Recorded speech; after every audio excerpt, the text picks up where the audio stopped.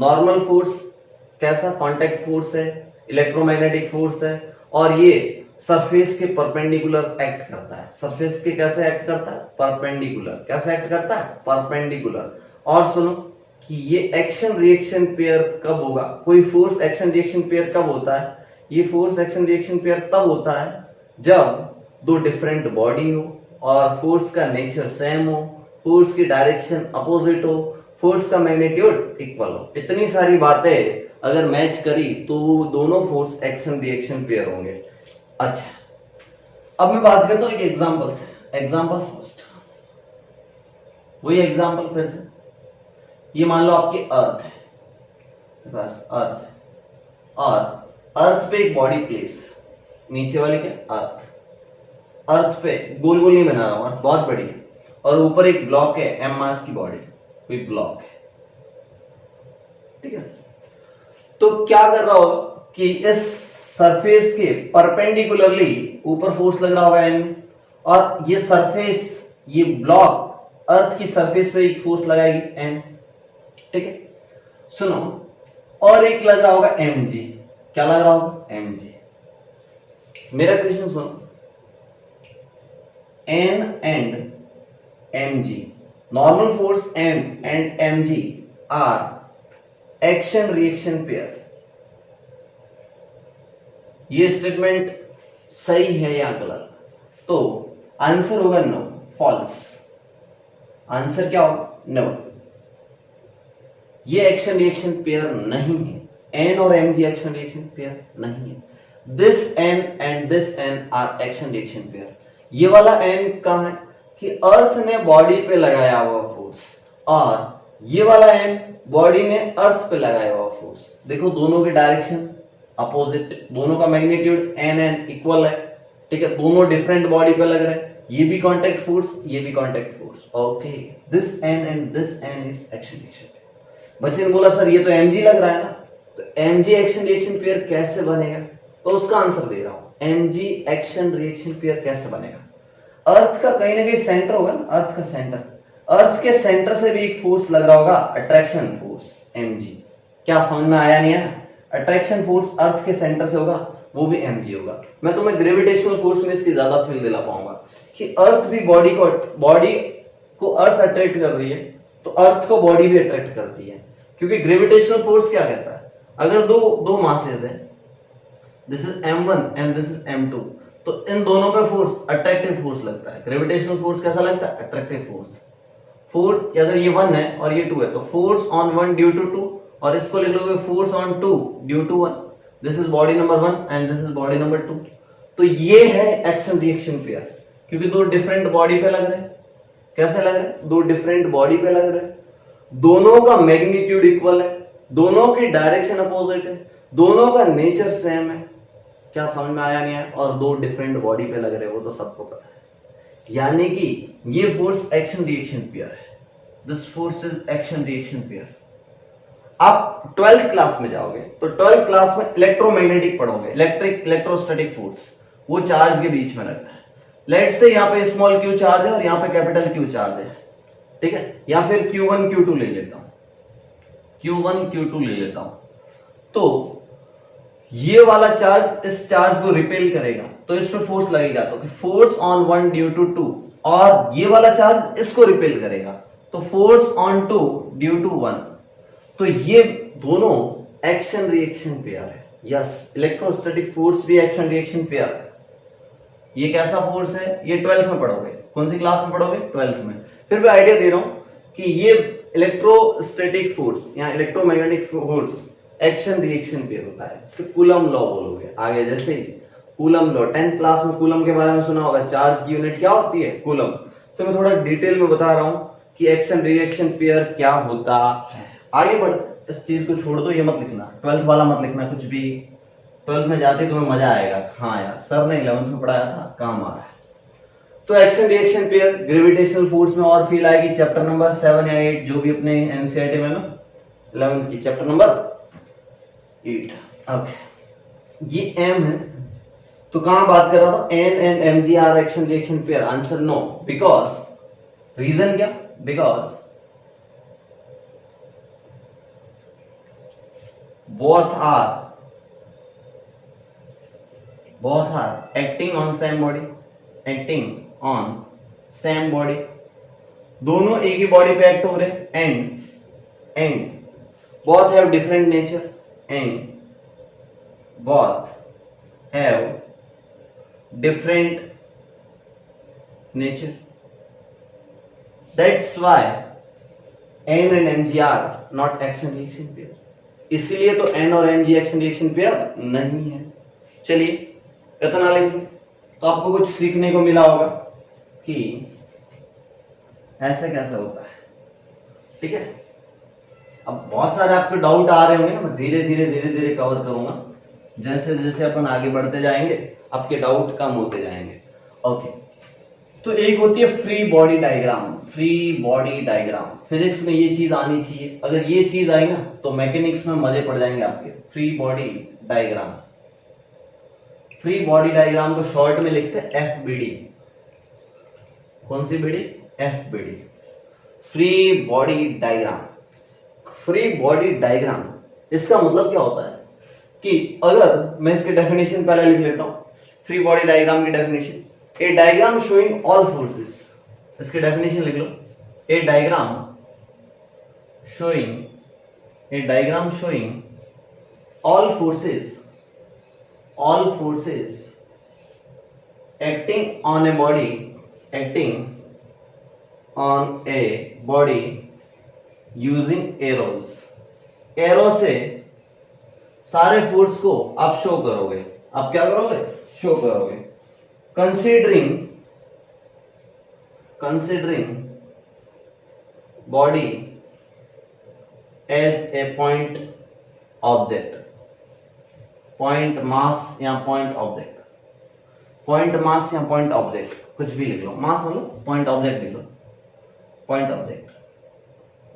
मतलब आपको क्या करना है, छोटा सा पॉइंट समझ के उसमें सारे फोर्सेस एरो से शो करने हैं। ये एफबीडी में होता है, is called FBD of body, is called FBD, free body diagram of a body.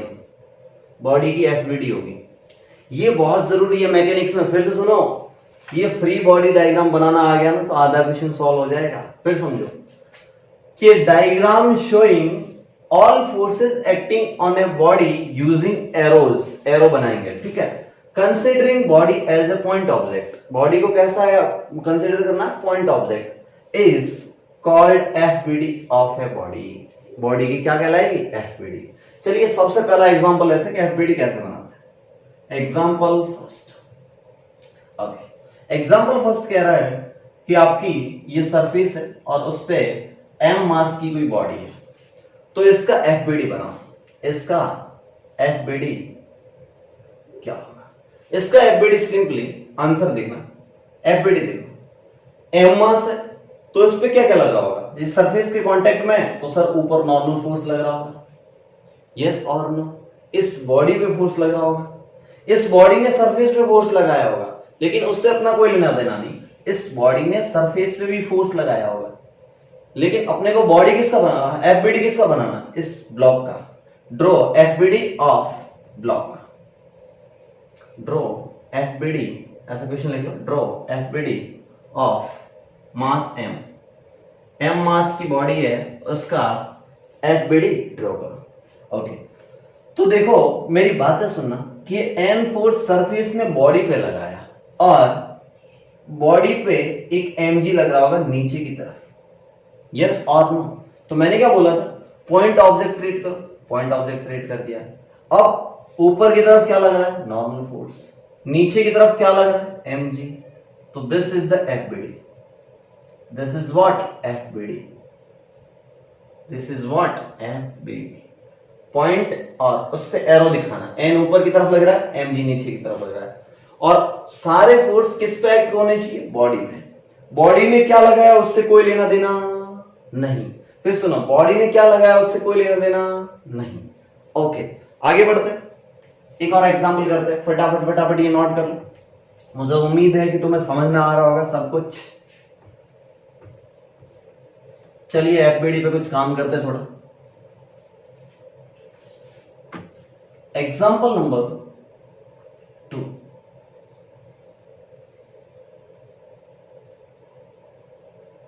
अगर मैं m मास के ब्लॉक को लटका दूं एक स्ट्रिंग से, this is the string, ideal string.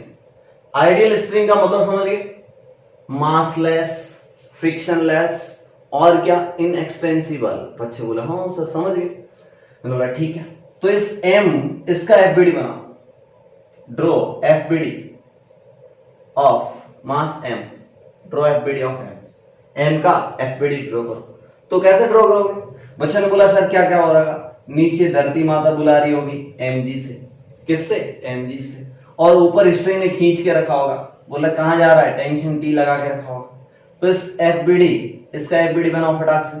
क्या करना है, कुछ नहीं, पॉइंट ऑब्जेक्ट बनाओ, सुन, ऊपर की तरफ क्या है, टेंशन, एरो t से, नीचे की तरफ क्या लग रहा है, mg, ओ लो, दिस इज द एफबीडी। बहुत आसान काम है ना, दिस इज द एफबीडी। समझ में आ गया पक्का? चलिए एक और एफबीडी बना के दिखा दो। Example number 3। देखिए, एक सरफेस ऐसे, इससे एक डोरी और एक ब्लॉक है m मास का, और इसको एक दूसरी डोरी से ऐसे इस सरफेस से लटका दिया। बताओ इसका एफबीडी ड्रॉ करो, एफबीडी ऑफ m का एफबीडी ड्रॉ करो। बच्चों ने बोला सर अब कैसे करें? देखो ये स्ट्रिंग 1 है, दिस इज स्ट्रिंग फर्स्ट और दिस इज स्ट्रिंग सेकेंड। दोनों स्ट्रिंग डिफरेंट है, दोनों स्ट्रिंग क्या है, डिफरेंट है। तो दोनों स्ट्रिंग में टेंशन अलग अलग हुआ। पूरी इस स्ट्रिंग फर्स्ट में टेंशन सेम रहता है, लेकिन जब दूसरी स्ट्रिंग में चले जाओगे ना टेंशन बदल जाएगा। क्या समझ में आया नहीं आया? अरे खुद की टेंशन खुद लो, दूसरों की टेंशन ये क्यों लेगा? इसमें टेंशन T1 होगा तो इसमें टेंशन T2 होगा। कुछ समझ में आया नहीं आया? इसमें और इसमें टेंशन डिफरेंट होगा, लेकिन इस पूरी स्ट्रिंग के through out tension remain same. क्या समझ में आया नहीं आया? अगेन स्ट्रिंग आइडियल है या फ्रिक्शनलेस है, फटाक से करो। तो बच्चों ने बोला सर अभी देखते हैं। सर इसका एफबीडी चाहिए, नीचे सर क्या लगा होगा, mg, इसमें सर टेंशन लग रहा होगा ऐसे T1, और इसमें सर मान लो लेट से टेंशन लग रहा है T2। यस और नो? सर एफबीडी बनाओ फटाक से। मैंने बोला देखो पॉइंट बना दिया, इस तरफ T1 है, मैंने बोला ठीक है, नीचे की तरफ सर mg है, मैंने बोला ठीक है, सर इस तरफ T2 है, this is the FBD, this is what, FBD. क्या आपको एफबीडी समझ में आया नहीं है? अच्छे से देख लो, अच्छे से देख लो, बहुत आसान है, बहुत आसान है। This is angle theta, let's say this angle is theta. Yes और नो? अगर मैं इस लाइन को ऊपर ड्रॉ करूं तो ये जेड बन रहा है ना ऐसे करके ऐसे, तो ये एंगल भी थीटा हो जाएगा। तो अगर मैं इस लाइन को थोड़ा ऊपर बढ़ाऊं तो ये एंगल भी थीटा हो जाएगा। क्या समझ में आ रहा है नहीं आ रहा? तो फटाक से ऐसे एफबीडी बन गया। चलिए एफबीडी बनाना आ गया। अब मैंने तुम्हें एक पेज छुड़वाया था नॉर्मल फोर्स के बाद। कहां पे? नॉर्मल फोर्स के बाद मैंने तुम्हें एक पेज छोड़ने को बोला था। उस पेज में ऐसे लिखो, उस पेज में एग्जांपल लिखो, एग्जांपल फर्स्ट लिखो, और उसमें ऐसे करके ये एक रॉड है, एक रॉड है, रॉड मास कितना है रॉड का, m। रॉड का मास कितना है, m। ये सरफेस पे आप समझ लो सीढ़ी ऐसे लगाते ना, ऐसे सीढ़ी, ठीक है, लेडर। अब देखो लेडर में क्या है कि इसका मास m है, आपको इसका एफबीडी बनाना है। Draw FBD of ladder, draw FBD of ladder. Ladder का तुम्हें एफबीडी बनाना है। बच्चे ने बोला सर कैसे बनो? मैंने बोला देख इस पे कौन कौन से फोर्स लग रहे होंगे। देखो ये कांटेक्ट में, तो कांटेक्ट पे हमेशा परपेंडिकुलर फोर्स। बच्चे ने बोला ये पॉइंट 1 है, लेट से फोर्स N1। सर ये वाला पॉइंट 2 है, तो इस सरफेस के परपेंडिकुलर ऐसे होगा ना। अरे हाँ, इस सरफेस के परपेंडिकुलर लगाना है, क्योंकि नॉर्मल फोर्स परपेंडिकुलरली एक्ट करता है। कैसे एक्ट करता है? परपेंडिकुलर। बच्चे ने बोला दिस फोर्स इज N2। और कौन सा फोर्स लगेगा? इसके कहीं सेंटर पे नीचे की तरफ ग्रेविटेशनल फोर्स लगेगा। ओहो, क्या आपको समझ में आया नहीं आया? बच्चे ने बोला हाँ बिल्कुल आया। तो मैंने बोला इसकी एफबीडी बनाओ। एफबीडी कैसे बनाओगे, इसको पूरा डॉट समझना है, पॉइंट समझना है। नीचे क्या लग रहा है, एम जी, नीचे क्या लग रहा है, एम जी, और ऊपर क्या लग रहा है, N1, तो ऊपर लग गया N1, यस और नो। और इधर की तरफ क्या लग रहा है, N2, इधर की तरफ क्या लग रहा है, N2, यस और नो। अगर यहाँ पे फ्रिक्शन भी लग रहा है, सोचो मैं ये तो फ्रिक्शन लेस समझ रहा हूं, यहाँ पे फ्रिक्शन भी होता है। अगर फ्रिक्शन लेस होगा तो लेडर ऐसे रहेगी नहीं, स्लिप कर जाएगी। लेकिन अभी थोड़ी देर के लिए फ्रिक्शन आपको नहीं आता इसलिए मैं छोड़ रहा हूं, अदरवाइज इस पे एक और फोर्स लगेगा, फ्रिक्शन भी लगेगा। क्या समझ में आया, नहीं आया?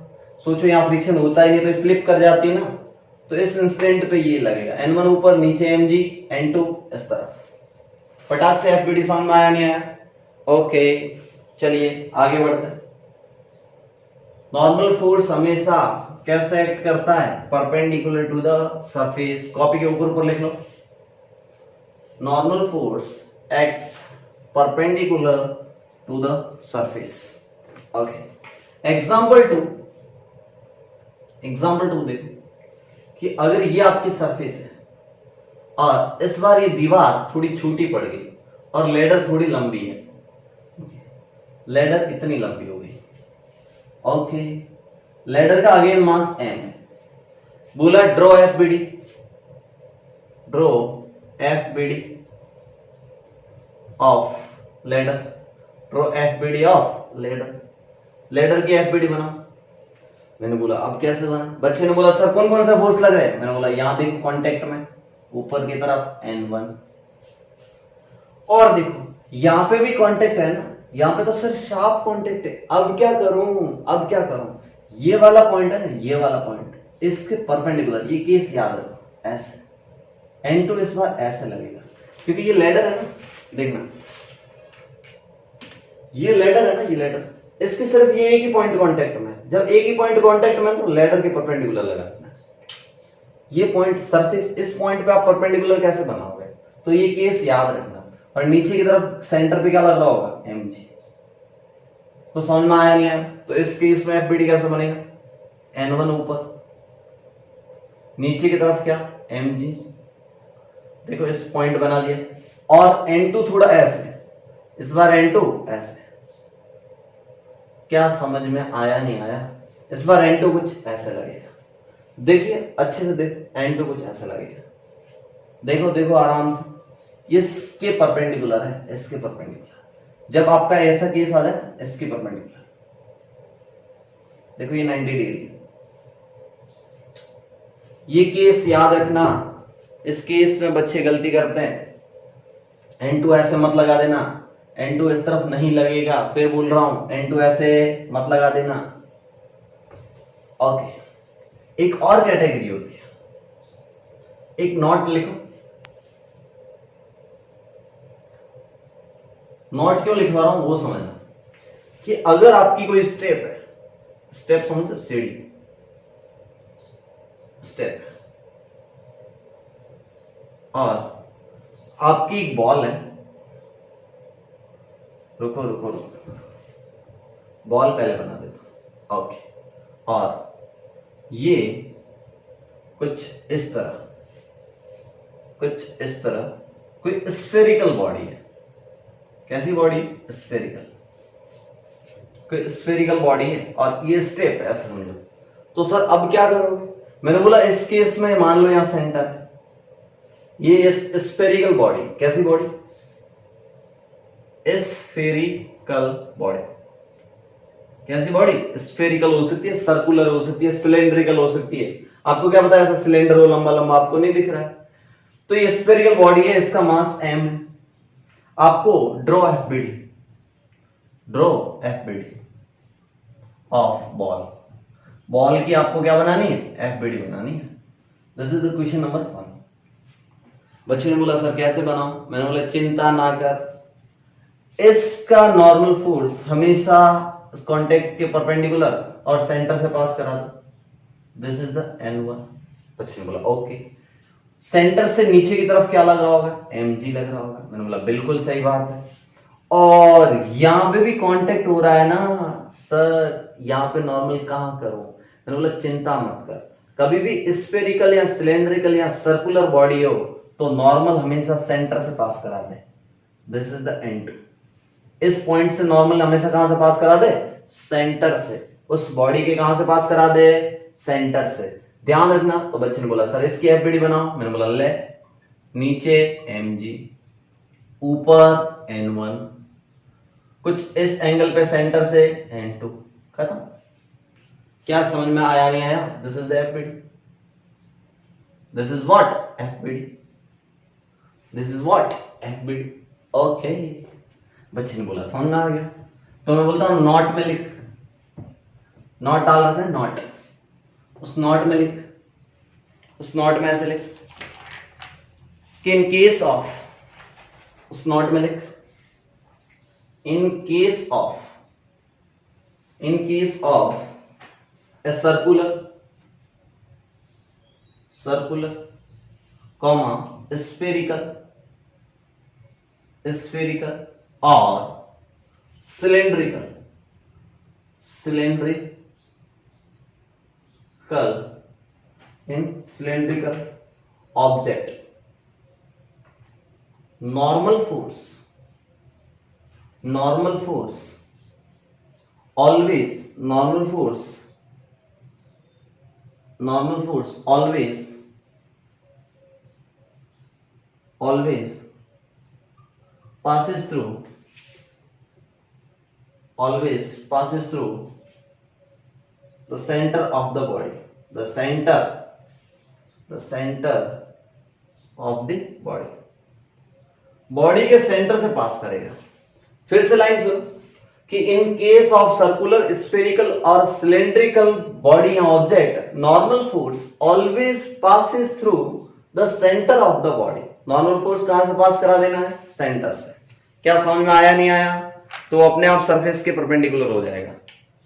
क्या समझ में आया नहीं आया? ठीक है, तो ये केस लिख लो, ये केस लिख लो। आगे बढ़ते, एक दो और एग्जांपल करते हैं। चलिए मैं एग्जांपल कराता हूं।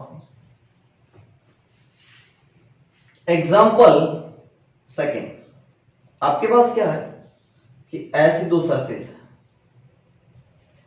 ऐसा, और बॉल बीच में फंस गई, बॉल बीच में फंस गई ऐसा, और बॉल को ऐसा फंसा दिया। अब क्या करो? बच्चे ने बोला सर बहुत आसान है, इसका सेंटर कहां है? ये रहा। नीचे क्या लगेगा? mg, m मास की बॉल है, इसका एफबीडी बनाना है आपको। क्या बनाना है? एफबीडी बनाओ।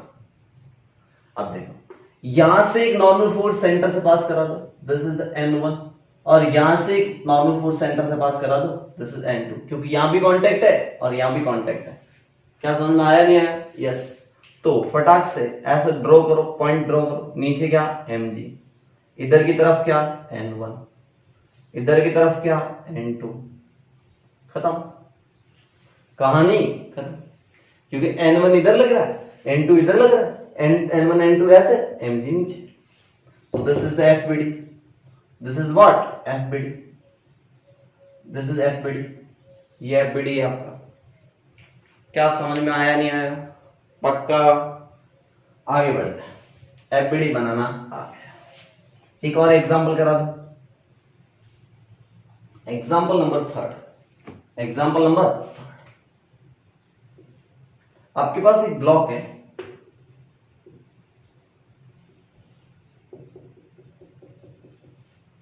और उसके ऊपर लेडर है, उसके ऊपर क्या है? एक ऐसे करके ऐसे है, बढ़िया फोटो नहीं बनी, ऐसे लेडर रखी हुई है ऐसा। This is what? Ladder, this is block. इसका मास कैपिटल M है, इसका मास, एक काम करो, इसका मास m1 ले लो, कंफ्यूज ना हो जाओ, और इसका मास m2 ले लो, इसका मास m1, इसका मास m2। अब बोला है कि draw FBD of block and ladder. आपको एफबीडी बनाना ब्लॉक की और लेडर की। फिर मैं कहानी बताता हूं कि आपको पता है एफबीडी जब ब्लॉक का बनाओगे तो ब्लॉक के सेंटर से नीचे की तरफ क्या लगा होगा, ग्रेविटेशनल फोर्स। कौन सा force, gravitational force, which is what, mg। नीचे की तरफ क्या लग रहा होगा, mg, यानी कि m1 मास है तो m1 इंटू जी। इस सरफेस ने ऊपर की तरफ एक नॉर्मल फोर्स लगाया होगा, let's say this is the normal one, yes और नो। और ये लेडर भी इस ब्लॉक को दबा रहा होगा ना, इस लेडर ने इस ब्लॉक पे एक्स्ट्रा वजन डाला होगा ना, बोला यस। तो यहाँ पे भी कांटेक्ट आया ना, देखो जब पॉइंट कांटेक्ट आया ना तो लेडर के परपेंडिकुलर एक फोर्स लगा लो, लेडर के परपेंडिकुलर, याद रखो जब भी ऐसा एक पॉइंट कांटेक्ट में हो तो लेडर के परपेंडिकुलर। देखिए अब देखो यहां पे भी सरफेस है ना, तो सरफेस के perpendicular, this is what n2 and this is what n3। अरे यहां पे भी कोई फोर्स दबा रहा होगा ना ऐसे लेडर को समझ में आया नहीं आया? ओके, तो इस बॉडी पे और ये वाली बॉडी इस लेडर पे भी धक्का दे रही होगी, वो भी होगा n2, यस और इस बॉडी के सेंटर से नीचे की तरफ लगा हुआ है लेडर के सेंटर से नीचे लग रहा होगा m2g, क्योंकि लेडर का मास कितना है m2।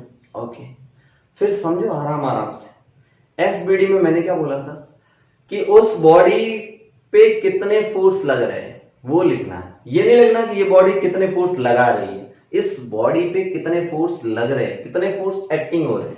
ओके, तो एफबीडी पहले बनाता हूं, FBD of block, FBD of block. तो ब्लॉक नीचे की तरफ क्या, m1g, ऊपर की तरफ क्या, नॉर्मल n1।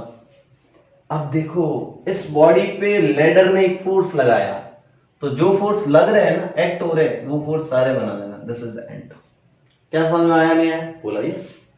अब इस लेडर की एफबीडी बनाओ, एफबीडी ऑफ लेडर, लेडर की एफबीडी बना। ओके, बच्चे ने बोला देखिए सर ये रही लेडर, मैंने बोला ठीक है ये रही लेडर, पर सर एफबीडी में तो पॉइंट होना चाहिए, मैंने बोला ओ गलती कर गए, चलिए ये पॉइंट हो गया, नीचे लग रहा है m2g, मैंने बोला ठीक है m2g gravitational force.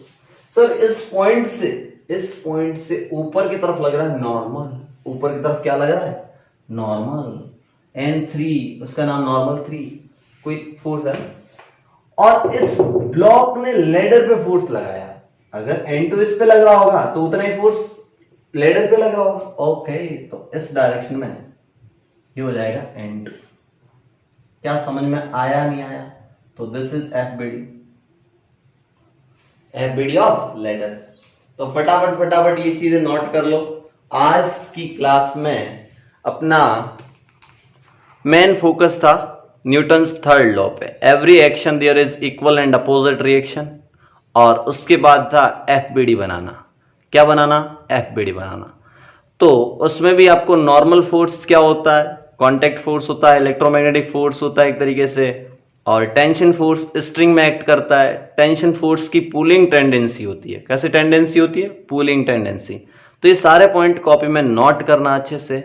Action reaction pair क्या होता है, ये सब चीजें रिवाइज करना। मिलते हैं नेक्स्ट लेक्चर में।